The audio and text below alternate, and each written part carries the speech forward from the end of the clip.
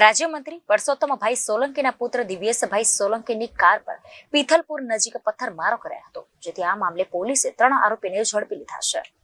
રાજ્યમંત્રી પરસોત્તમ સોલંકીના પુત્ર દિવ્યેશભાઈ સોલંકી એક ધાર્મિક પ્રસંગે હાજરી આપવા ઘોઘા તાલુકા ગયા હોય, જ્યાંથી પરત ફરતી વખતે પીથલપુર ગામની પ્રાથમિક શાળા નજીક તેમની કાર પર પથ્થરમારો કરવામાં આવ્યો હતો.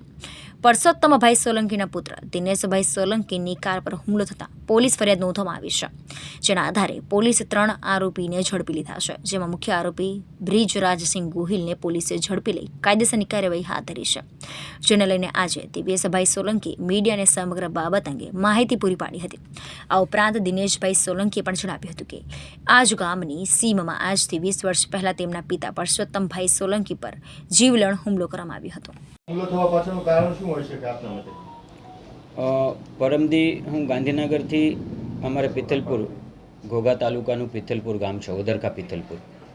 એટલે પીથલપુરમાં રામાપીર દાદાનો પાઠ ઉત્સવ હતો અને એ ઉત્સવમાં હાજરી દેવા જતો હતો.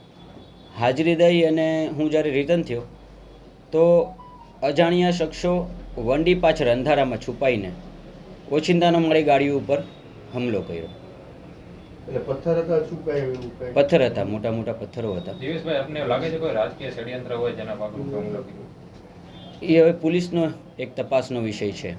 આ જ સ્થળ ઉપર અગાઉ પરસોત્તમભાઈ પર આ વિસ્તારમાં હુમલો થયાની ઘટના પણ છે. આજથી 20 વર્ષ પહેલાં એ જ ગામની સીમમાં મારા ફાધર ઉપર હુમલો થયો. હુમલાને લઈને આપ શું કહેવા માંગશો? હું તો એની માટે કંઈ કહી જ ન શકું, કારણ કે અમને તો એવું કોઈ દી કોઈની માટે મનમાંય નથી. અમે કોઈ દી ઓલું નથી, અને સંતાઈને કર્યો કોઈ સામે આવી નહીં કરે તોય આપણને ખબર પડે કે ભાઈ આ વ્યક્તિએ આ કારણ અનુસાર કર્યું હશે. સંતાઈને કરવાનું શું કારણ હોય? પોલીસે કોઈ કામગીરી કરી આમાં?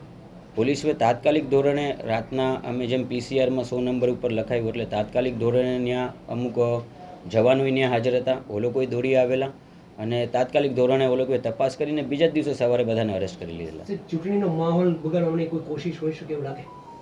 ના, ચૂંટણીનો એટલો સરસ માહોલ છે. 110% ભાવનગર જિલ્લો જ નહીં બલકી બધા જિલ્લામાં ભાજપનો એક અનેરો જ ઉત્સવ છે અને એમાં ચૂંટણીને આને કોઈ લાગે વર્ગે એવું મને નથી બેસતું.